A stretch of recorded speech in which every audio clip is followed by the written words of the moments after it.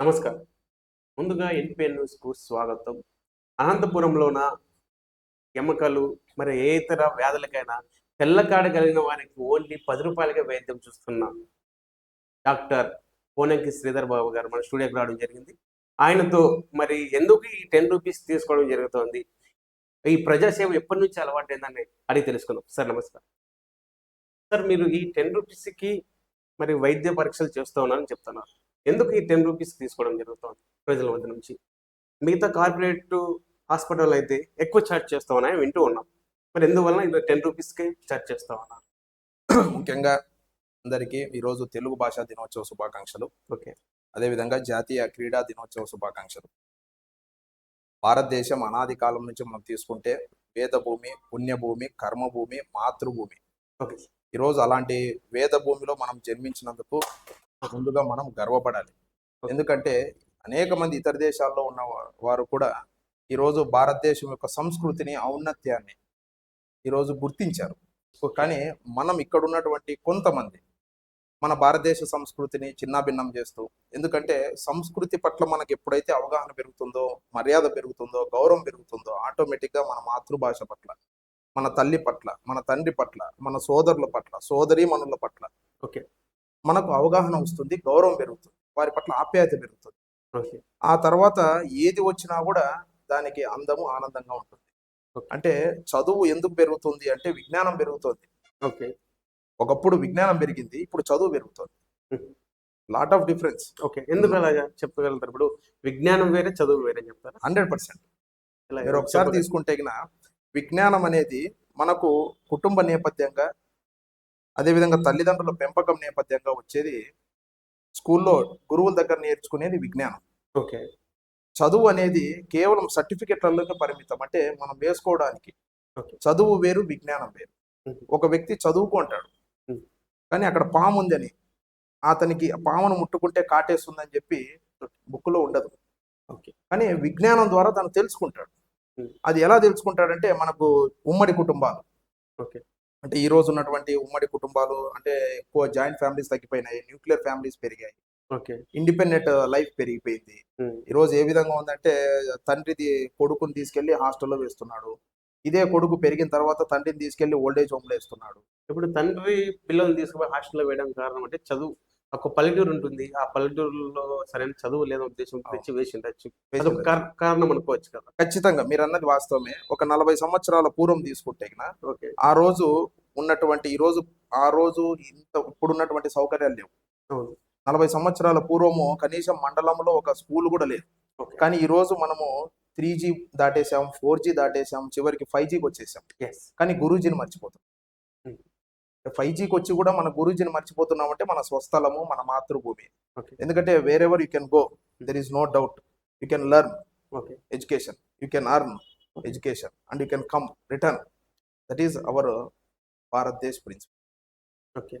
But ఈరోజు ఏం చేస్తున్నాము, మీ స్కూల్లో బడి ఉంది, గుడి ఉంది, అన్నీ ఉన్నాయి, కానీ తీసుకెళ్ళి పెద్ద పెద్ద బిల్డింగ్లో చదివిస్తున్నాం. కార్పొరేట్ స్కూల్లో అంటే పుట్టిన పిల్లవాడిని తీసుకెళ్ళి కార్పొరేట్లో చదవడం తప్పు కాదు, కానీ విలువలతో కూడిన విద్యను అందించడం అది ఒక తల్లిదండ్రుల దగ్గరే సాధ్యమవుతుంది. నువ్వు పుట్టి పెరిగిన ఊర్లోనే సాధ్యమవుతుంది. కనీసం మినిమం ప్రైమరీ ఎడ్యుకేషన్, మినిమం విద్యార్హత నీ ఉన్నటువంటి గ్రామంలో కావచ్చు, మండలంలో కావచ్చు, నీ పట్టణంలో నువ్వు చదవగలిగితే నీకు ఆటోమేటిక్గా మీ తల్లిదండ్రుల పట్ల, మీ గురువుల పట్ల, మీ స్నేహితుల పట్ల, ఈరోజు మహిళల పట్ల నీకు గౌరవ బాధ్యతలు పెరుగుతాయి.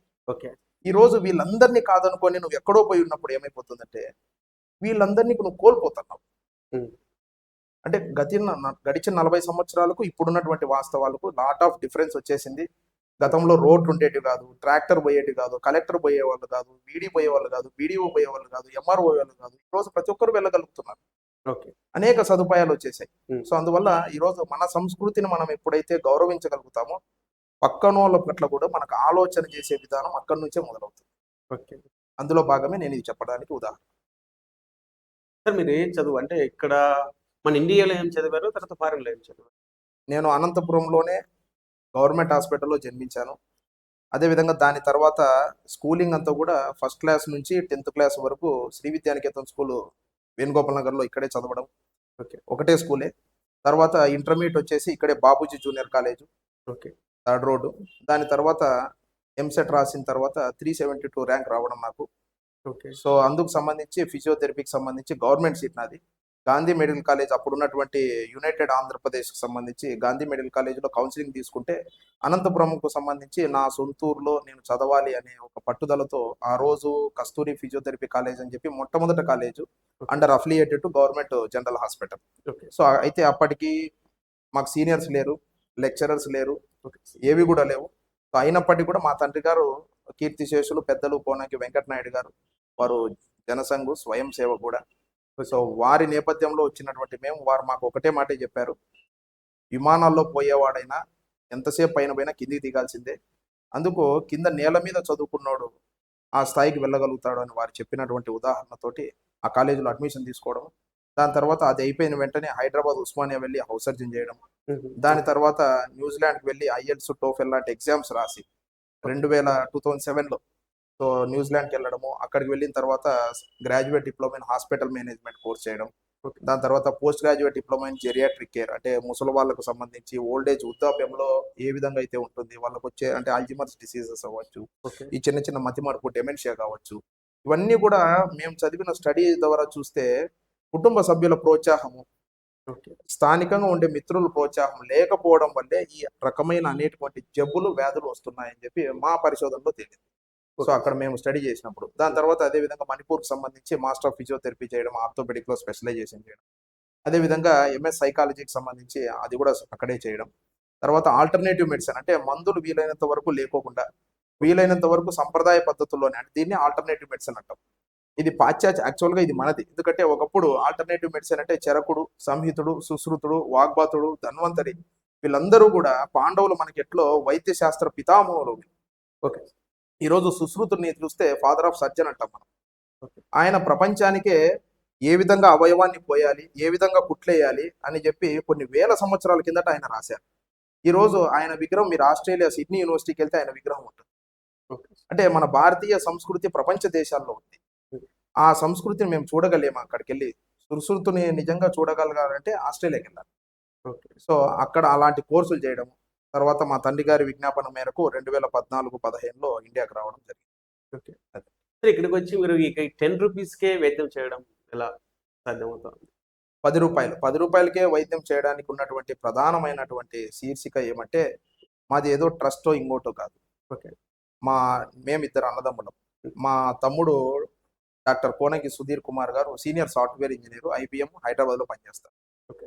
సో వారికి వచ్చినటువంటి సంపాదనలో దాదాపు 70% నాకే ఇస్తారు.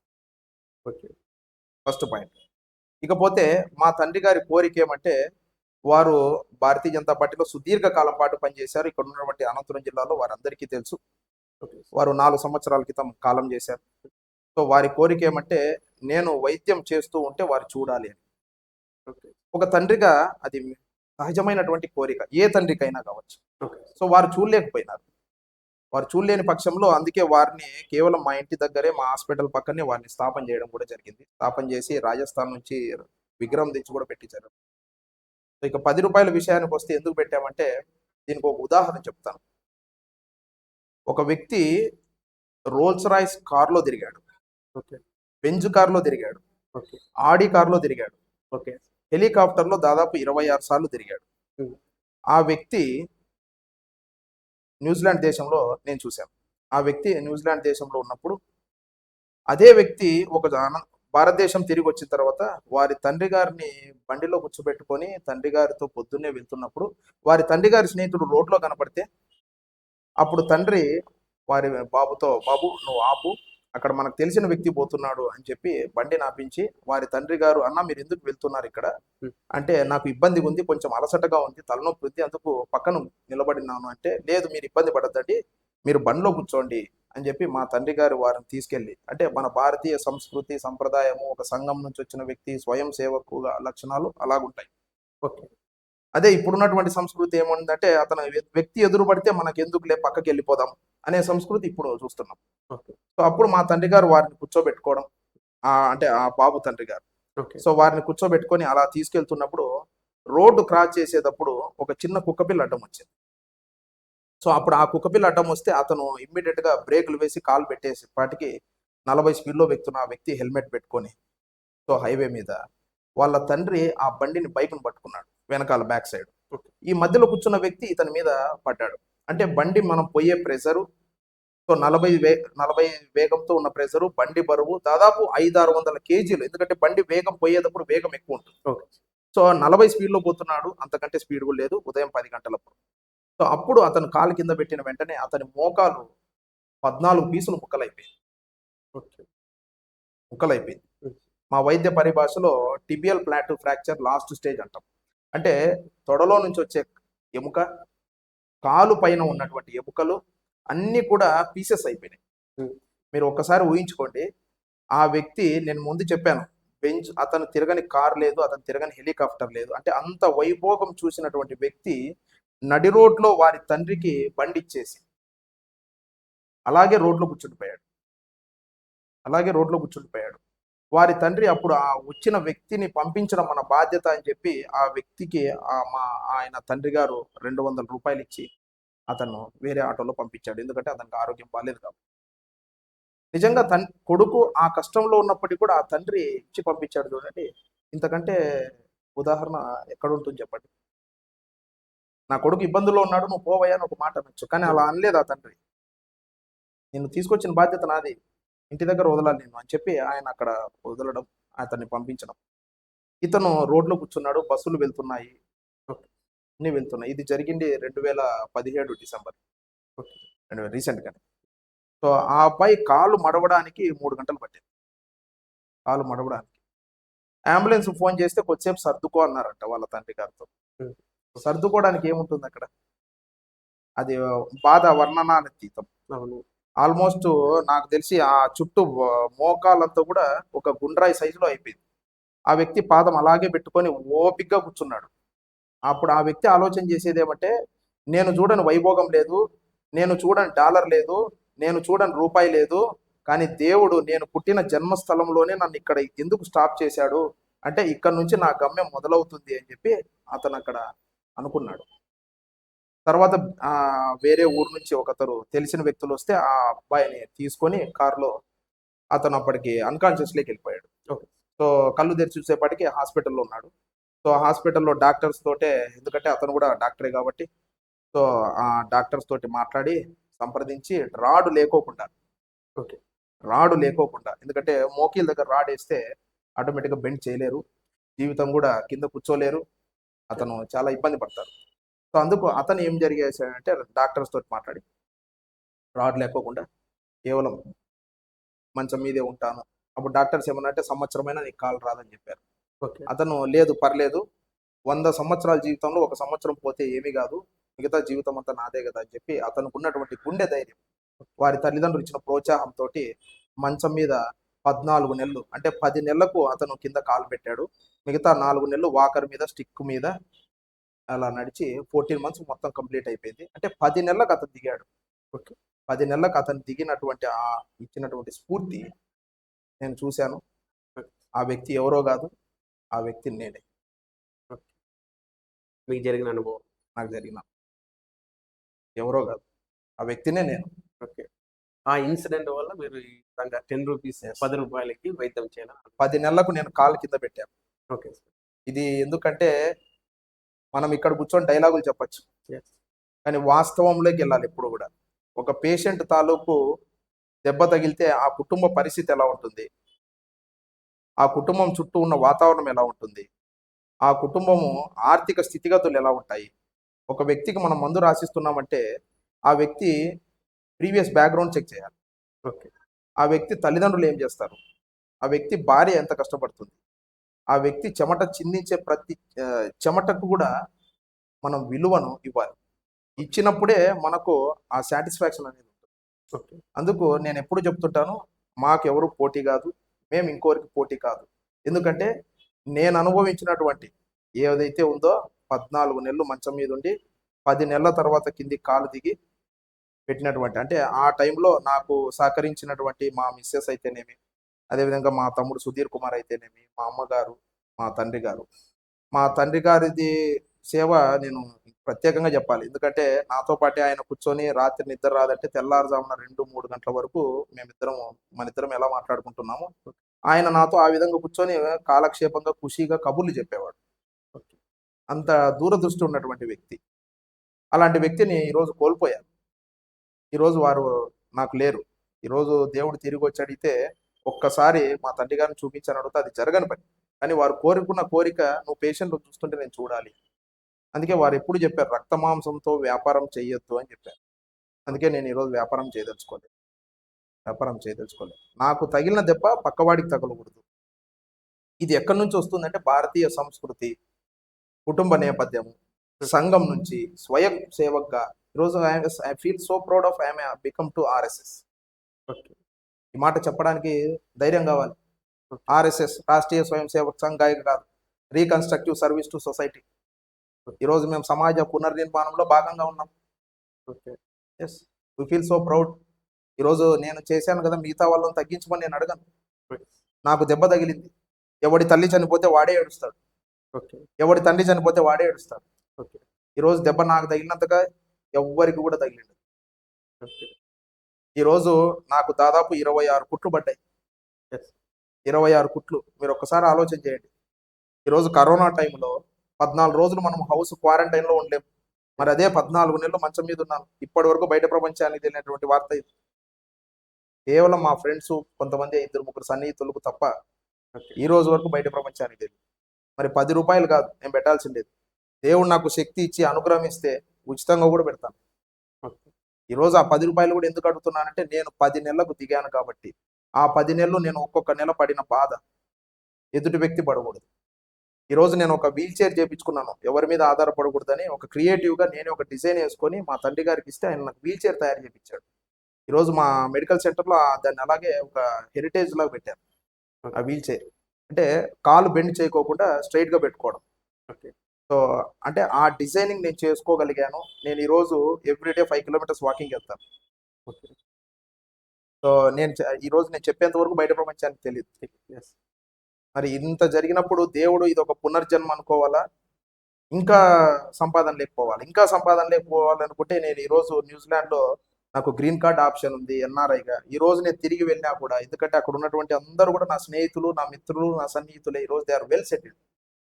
ఈరోజు వాళ్ళు అనేక మంది నన్ను పిలుస్తారు. నేను ఈరోజు వెళ్ళినా కూడా ఈరోజు హ్యాపీగా నా లైఫ్ సంవత్సరానికి ₹1,00,00,000 సంపాదించుకునే కెపాసిటీ ఉంది నాకు. ఈరోజు మీరు అనంతపురంలో తీసుకున్నా కూడా నా వృత్తిని గతంలో 20 సంవత్సరాల కిందట ఫిజియోథెరపీ అంటే ఎవరికి తెలియదు. కానీ ఈరోజు ప్రతి చిన్న దానికి కూడా ఫిజియోథెరపీ కావాలి. ఇంట్లోంచి జారిపడ్డ ఫిజియోథెరపీ కావాలి, ఇంట్లోంచి జారికి ముందు కావాలి, దాని తర్వాత కావాలి. అంటే ఈరోజు ఫిజియోథెరపీ పట్ల, రిహాబిలిటేషన్ పట్ల ప్రజలకు అవగాహన వచ్చేసింది. ఈరోజు నా కన్సల్టేషన్ ఫీజు 300 పెట్టుకోవచ్చు నాకున్న క్వాలిఫికేషన్స్కి, ఇంటర్నేషనల్ క్వాలిఫికేషన్స్కి. ఈరోజు నేను ఒక ట్రీట్మెంట్ చేస్తే ఒక పేషెంట్ నుంచి 500-600 వసూలు చేయొచ్చు. యావరేజ్గా 10 మందిని చూసినా కూడా ఈరోజు 100 లక్షలు సంపాదించుకోవచ్చు. ఈరోజు అవన్నీ నేను కాదనుకున్నాను. ఈరోజు మాది ఏదో ట్రస్టో ఇంకోరో కాదు. మా తండ్రికి మేము పుట్టాం. మా తండ్రి గారు భారతదేశ సంస్కృతికి ఆయన గౌరవ చిహ్నం. ప్రతి తండ్రి కూడా. ఎందుకంటే బిడ్డ ముందు తండ్రి నిలబడితే 100 దేవుళ్ళ లెక్క అని ఒక సినిమాలో చెప్పారు. కానీ పేషెంట్ ముందర డాక్టర్ నిలబడితే 1000 దేవుళ్ళ లెక్క. 1000 దేవుళ్ళ లెక్క. అలాంటి డాక్టర్ ఈరోజు ఒంటి మీద చెయ్యేస్తే పేషెంట్ ఎంతో సంతోషపడతాడు. అలాంటి డాక్టర్ ఒంటి మీదే చెయ్యేసినటువంటి వ్యక్తుల్ని నడి రోడ్లో ఉరిదీయాలి. ఉదాహరణ కలకత్తా. మరి సమాజం ఎట్టిపోతుంది? ఈరోజు మనం మనుషులు పుట్టామా, డబ్బులు పుట్టామా? మనుషులు పుట్టింటే మానవత్వం ఉంటుంది. డబ్బుకే మేము పుట్టాము అంటే మాత్రము yes, definitely the day will come. ఆ రోజు దేవునికి సమాధానం చెప్పాల్సి వస్తుంది. దేవుని ముందర అందరూ సమానమే. అదే మన భారతదేశ సంస్కృతి. ఈ సంస్కృతిని ఎవరైతే మర్చిపోతారో ఖచ్చితంగా దేవుడు పెట్టే పరీక్షలో కావచ్చు, ఆటలో కావచ్చు, మనిషి పెట్టే పరీక్షలో గెలవచ్చు, కానీ దేవుడు ఇచ్చే పరీక్షలో ఉదాహరణే కరోనా. అదే కరోనా టైంలో మా తండ్రి గారు నన్ను వాలంటీర్గా గవర్నమెంట్ హాస్పిటల్లో వర్క్ చేయమన్నారు. నేను కలెక్టర్ గారి ఆధ్వర్యంలో అప్పుడు ఉన్నటువంటి డాక్టర్ అనిల్ కుమార్ గారు, సూపర్నెట్, సో వారి ఆధ్వర్యంలో నా సర్టిఫికేట్స్ ఇచ్చి నేను సెలెక్ట్ అయ్యాను. 26 days కరోనా పేషెంట్లతో కూర్చొని మాట్లాడి వాళ్ళతో ఇంటికి వచ్చాను వితౌట్ టేకెన్ సింగిల్ రూపీ. మరి తర్వాత నాకు చిన్న జ్వరం కూడా, జలుబు కూడా రాలేదు. అంటే మేము డబ్బు మూట కట్టుకోలేదు, పుణ్యాన్ని మూట కట్టుకున్నాం. ఓకే. వాస్తవంగా రూ. 10 ఎందుకు అంటే, రూ. 10 వెనకాల అనేక కృషి ఉంది. ఈరోజు నేను సక్సెస్ అయ్యాను. ఈరోజు సమాజంలో చిన్న యూత్‌కు, ముఖ్యంగా మాలాంటి యూత్‌కు చాలా మందికి చిన్న సమస్య వస్తేనే సూసైడ్. ఓకే. తండ్రి సెల్ ఫోన్ ఇవ్వలేదని సూసైడ్. భార్య తిట్టిందని విడాకులు. ఇలా అనేక మంది రకాలు పోతున్నారే. మరి మీ తండ్రి మిమ్మల్ని పెంచడానికి ఎంత కష్టపడి ఉంటాడు? మీ అమ్మ మిమ్మల్ని పోషించడానికి ఎంత కష్టపడి ఉంటుంది? ఈరోజు ఆస్తిలో హక్కు కావాలని చెప్పి చాలా మంది అడుగుతుంటారు. ఆస్తిలో హక్కు కంటే సుప్రీం కోర్ట్ గైడ్‌లైన్స్ కూడా క్లియర్‌గా ఉన్నాయి. Duties and responsibility. ఓకే. మీరు డ్యూటీస్ చేయరు, రెస్పాన్సిబిలిటీస్ తీసుకోరు. ఓన్లీ పట్టాలు అడుగుతున్నారు. సో ఎంతవరకు న్యాయం? ఇవన్నీ ఎక్కడి నుంచి వస్తాయి? ఇవన్నీ ఎక్కడి నుంచి వస్తాయంటే మోరల్ వాల్యూస్. ఇవి ఏ బడిలోనో ఎవరో చెప్పేటివి కాదు, గూగుల్‌లో దొరికేటివి కాదు. ఓకే. మనకై మనం తెలుసుకోవాలా? సమాజంలో ఏం జరుగుతుంది? మనం సమాజంలో మనుషులం. ఈరోజు నేను భారతీయ జనతా పార్టీ జిల్లా ప్రధాన కార్యదర్శిగా ఉన్నాను. ఈరోజు బోర్డేసాము. 3 రోజులైంది. అంతకుముందు అనేక సంవత్సరాలుగా మెడికల్ క్యాంప్స్ పెట్టాము. రాష్ట్ర వ్యాప్తంగా మెడికల్ సెల్ కో కన్వీనర్‌గా వర్క్ చేశాను. నెల్లూరులో మెడికల్ సెల్ క్యాంప్ పెట్టాను ఉచితంగా. ఓకే. తిరుపతిలో పెట్టాను, రాజమండ్రిలో పెట్టాను, విజయవాడలో పెట్టాను. అప్పుడు ఉన్నటువంటి డాక్టర్ భారతీ పవార్ గారిని ఇన్వైట్ చేసి పెద్ద ఎత్తున రాష్ట్రంలో ఉన్నటువంటి మెడికల్ సెల్ ఆధ్వర్యంలో దాదాపు 200 మంది డాక్టర్లను నేను ఇన్వైట్ చేశాను. ఓకే. సో అదే విధంగా మొన్న జరిగినటువంటి జనరల్ ఎలక్షన్‌లో కూడా ధర్మారం సంబంధించి ముదిగుబ్బ ఇన్ఛార్జ్‌గా నేనే పరిగెత్తాను. ఎందుకంటే కమలం వికసించాలి. భారతదేశం ముందుకెళ్ళాలి. ఎందుకంటే आरोग्य भारत, श्रेष्ठ भारत, एक दिव्य भारत, भव्य भारत हमने देखना पड़ता है। ओके. क्योंकि जब हमारा दादा जमाना में उन लोग क्या सोचा, सिर्फ अयोध्या देखने के लिए, लेकिन अपना जमाना में क्या सोचा, एक भव्य भारत, आरोग्य भारत देखने के लिए हम सब तैयारी है। ओके. उन लोग अयोध्या को देख लिया, लेकिन हम क्या देखना है? कलकत्ता जैसा देखना है क्या? नहीं चाहिए। कलकत्ता में शूर्पणखा है, ये भी सोचना पड़ता हमको। ऐसा नहीं सोचना ये राम का जन्मस्थल है, राम का जन्मस्थल है, ये सोचना है। That's why I always tell to each and everyone, even especially I give to awareness to the patients as well. Okay. So first of all, you can congratulate to your parents. Okay. You can congratulate to your relatives. You can congratulate to your friends. Okay. Then definitely you will the day will come. Definitely will success. Without congratulate to your parents, without congratulate you to your surrounding neighbors, definitely wherever you can go, how much of money you are, definitely will spoil one day. Okay. అన్ని examples ఇవన్నీ. Okay. Sir ఇప్పుడు మీ హాస్పిటల్‌కి ఎక్కడెక్కడి నుంచి వస్తుంటారు? వేరే ప్రదేశం నుంచి కూడా వస్తా ఉంటారా? అంటే వేరే జిల్లా వాళ్ళకి కూడా? ఇప్పటికి మాది పెట్టేసి 3 డేస్ అయింది. ఈరోజు just small baby. Okay sir. ఈ 3 డేస్‌లో ఇప్పటి వరకు పుట్టపర్తి నుంచి వచ్చారు, ఓకే సార్. బెలుగు మండలం నుంచి వచ్చారు, ఓకే. రాయదుర్గం మండలం నుంచి వచ్చారు, ఓకే. అదే విధంగా కొచ్చెరు నుంచి వచ్చారు. ఓకే. సో లోకల్‌గా కూడా వస్తున్నారు. సార్ పబ్లిసిటీ కోసం ఏమైనా చేస్తారా? అంటే పేపర్‌లో యాడ్ చేయడం ఇలాంటివి చేస్తా ఉన్నారా? ఇప్పటి వరకు ఎటువంటి పేపర్ యాడ్స్ గానీ, కనీసం మా హాస్పిటల్‌కి ఈ రోజు కూడా ఫ్లెక్సీ కూడా లేదు. ఓకే. మెయిన్ రోడ్‌లో ఫ్లెక్సీ కూడా లేదు. పబ్లిసిటీ నేను పెట్టుబడి పెట్టే కొద్దీ కమర్షియల్ అయిపోతాను. ఓకే. ఆటోమేటిక్‌గా నేను నీ నుంచి ఆశిస్తాను. ఓకే. నా దగ్గర ఉన్నది ఇది. ఓకే. ఇది. నేను క్లారిటీ ఉన్నాను. మీకు క్లారిటీ రావాలి. ఇప్పుడు నాన్నగారు బీజేపీ పార్టీలో ఉన్నారన్నారు. అవును. మరి ఎన్ని సంవత్సరాల నుంచి నాన్నగారు బీజేపీలో ఉన్నారు? ఆయన వాస్తవంగా అనంతపురంలోనే కమలానగర్‌లో గీతా గాంధీ ట్యుటోరియల్స్‌లో 10th క్లాస్ వరకు చదివారు. ఓకే. అప్పుడు ఎస్ఎస్ఎల్సీ అనేవాళ్ళు. అవును. దాని తర్వాత ఇంటర్మీడియేట్ అనంతపురం జూనియర్ కాలేజ్‌లో చేశారు. దాని తర్వాత వారు అప్పట్లో రెడ్డి కర్నాల్ అని చెప్పి ఎగ్జామ్స్ ఉండేవి. 1983 ఆ టైంలో. సో పుట్లూరు మండలం ఎల్లుట్ల గ్రామం వారి సొంత గ్రామం. హ్మ్. సో అక్కడ ఎల్లుట్ల గ్రామానికి సంబంధించి రెడ్డి పరీక్షలో వారు సెలెక్ట్ అయ్యారు. ఓకే. అంటే ఇప్పుడున్నటువంటి వీఆర్ఓలు. సో అప్పుడు రెడ్డి అనేవాళ్ళు. Okay. Reddy is not a caste. Okay. Reddy is a title given by the government of Andhra Pradesh. Okay. So ఈ రోజు రెడ్డి అంటే క్యాస్ట్ అంటున్నారు. But as per the supreme guidelines, as per the Andhra Pradesh gazette, they are clearly given Reddy is only for the title of the government job. Okay. So అప్పుడు వచ్చినటువంటి కొత్త ప్రభుత్వం 1983లో రెడ్డి కర్నాల్ రద్దు చేయడంతో వారి జాబ్ కూడా వెళ్ళిపోయింది. సో ఇమ్మీడియట్గా వారు 83లో భారతీయ జనతా పార్టీలో కండువా కప్పుకోవడం. 2020 సంవత్సరం వరకు వారు భారతీయ జనతా పార్టీలో. ఆయన ఒకటే మాట చెప్పారు, నాకు ఒకటే తల్లి, ఒకటే తండ్రి, ఒకటే భార్య, ఒకటే పార్టీ. ఇదే రాముని పార్టీ. ఇదే భారతీయ జనతా పార్టీ సిద్ధాంతం కూడా. అదే సిద్ధాంతంలోనే మేము వెళ్తున్నాం. అయితే వారు ఉన్నంత వరకు మేము రాకూడదు అనేది ఆయన కోరిక. ఎందుకంటే రాజకీయాల్లో ఉండాల్సింది వారసత్వం కాదు, తాత పోతే తండ్రి, తండ్రి పోతే కొడుకు కాదు, భారతీయ జనతా పార్టీ జవసత్వం ఉండాలి. ఓకే. నిన్ను నువ్వు ప్రూవ్ చేసుకోగలగాలి, ఒక్కొక్క స్టెప్ ఎదగాలి. ఓకే. తండ్రి 100 కోట్లు సంపాదించాడు అంటే అక్రమంగా అక్రమంగా ఓకే. కొడుకు పతనానికి దారి 100%. అదే తండ్రి ఒంటెద్దు బండి తీసుకొని, గుర్రపు బండి తీసుకొని, మేస్త్రి పని తీసుకొని, కచోరీ పెట్టుకొని రోడ్డు మీద అమ్ముకుంటే ఆ కొడుకు శక్తివంతుడవుతాడు. ఓకే. ఎందుకంటే ఆ తండ్రి విలువ అతనికి తెలుస్తుంది. అదే తండ్రి చెడ్డదారుల్లో, చెడ్డ మార్గాల్లో, అక్రమ మార్గాల్లో సంపాదన చేస్తే డెఫినెట్గా ఆ కొడుకు కావచ్చు, లేదా వాళ్ళ ఇంట్లో కావచ్చు, ఏదో ఒక రూపంలో వస్తుంది. ఇది సృష్టి సైకిల్. ఓకే. ఈ రోజు నీది, రేపు నాది. ఇది తెలుసుకోలేనటువంటి మనిషి అంటే మాకు ఎంఎస్ సైకాలజిస్ట్గా ఇలా అనేకమైనటువంటి సబ్జెక్ట్స్ ఉంటాయి మాకు. ఓకే. అట్లా అంటే మీరు ఎప్పుడు జాయిన్ అయ్యారు బీజేపీలో? భారతీయ జనతా పార్టీలో చిన్నప్పటి నుంచి ఇదే పార్టీలో ఉండడం, ఓకే. ఇదే పార్టీ వాతావరణంలో పెరగడం. Hmm. ఎందుకంటే ఆ రోజు ఉన్నటువంటి వాజ్పేయి గారు అయితేనేమి, సుష్మా స్వరాజ్ గారు అయితేనేమి, మురళీ మనోహర్ జోషి గారు అయితేనేమి, లాల్ కృష్ణ అద్వానీ గారు అయితేనేమి, వారందరినీ చూసుకుంటూ పెరుగుతూ వచ్చాము. వారి నీడలో, ఎందుకంటే వారి నీడను తాకాలన్న అదృష్టం ఉండాలి. ఓకే. సో అటువంటి వాతావరణంలో మేము పెరుగుకుంటూ రావడం. సో ఇప్పుడు ఈరోజు ఇదే భారతీయ జనతా పార్టీలోనే ఉన్నాము. ప్రస్తుతం భారతీయ జనతా పార్టీ జిల్లా ప్రధాన కార్యదర్శిగా ఉన్నాను. ఓకే. సో అందుకు ఈ భారతీయ జనతా పార్టీలో మీరు ఏమన్నా కార్యక్రమాలు చేశారు? సేవా కార్యక్రమాలు, ధర్నాలు ఇలాంటివి? అనేక కార్యక్రమాలు, దాదాపు 30 సార్లు నేనే కోర్టు వాయిదాలకు పోయాను. నా పైన అనేక కేసులు పెట్టారు. సో కోర్టు కేసులు చూశాను, ధర్నాల్లో పాల్గొన్నాను, ర్యాలీలో పాల్గొన్నాను, రాస్తారోకోలో పాల్గొన్నాను, మెడికల్ క్యాంపుల్లో పాల్గొన్నాను. ఓకే. ప్రతి కార్యక్రమం పాల్గొన్నాను, ఎలక్షన్స్ లో పాల్గొన్నాను. చెయ్యని ప్రోగ్రాం లేదు, చూడని కార్యక్రమం లేదు. ఓకే. అట్లా చివరిగా మనము ఏ విధంగా చేస్తే సక్సెస్ కాగలుగుతాము? నెక్స్ట్ సామాన్య ప్రజలకు సందేశం ఇవ్వగలుగుతారా? అంటే మన ఇంటి వాతావరణం కానీ, అంటే మీరు చెప్పినట్టు సంస్కృతి ఏ విధంగా ఉండాలి, ఏ విధంగా ఎదగాలి, ఏ విధంగా మంచి చేయాలనే విషయం మీద. ఒకటి, రాజకీయంలో 100 మంది కష్టపడితే ఇద్దరు ఎదుగుతారు. ఓకే. వైద్యంలో 100 మందిని చూస్తే మనం కనీసం 99% అన్న పని చేయొచ్చు. ఓకే. అదే బిజినెస్ లో 100 మంది కష్టపడితే ఒక 50% ఎదుగుతారు. కానీ ఒక మంచి మనిషిగా నువ్వు ఎదగాలి అంటే ఫస్ట్ నీ ఇంట్లో భగవద్గీత, రామాయణం చదువు చాలు.